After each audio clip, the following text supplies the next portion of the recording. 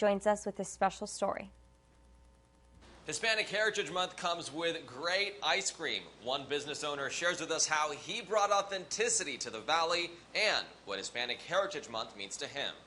Hispanic Heritage Month celebrates the histories, cultures, and contributions of Hispanics. Oscar Aguilar is the owner of Palateria La Canchanilla. He says he wants to celebrate Hispanic heritage every single day, but at first it wasn't easy. Being a Hispanic with aspirations of opening his own business brought a pool of doubters. As a Hispanic business owner, it's something that I still deal with every day, but you know, you got to keep on keeping on. To Aguilar, this is more than just ice cream. It's a symbol of how hard he's worked and how far he's come.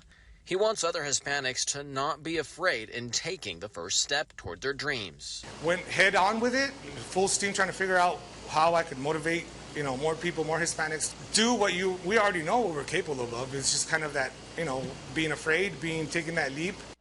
So talk to me about this one, how it's related to Hispanic Heritage. The Small Business Administration says Hispanic-owned businesses in the U.S. contribute to more than $800 billion to the economy every year, and that number is growing, something Aguilar takes pride in. But at 22, 28, if you feel that you're a failure, it's not the case. The ice cream shop has been around for 5 years. The nonprofit organization Accessity, who helped Aguilar, wants residents to know help is available. We also have a community of education and support and training to help entrepreneurs grow. Entrepreneurs like Aguilar say Hispanic Heritage Month means a celebration of hard work and how far Hispanics have come in our country.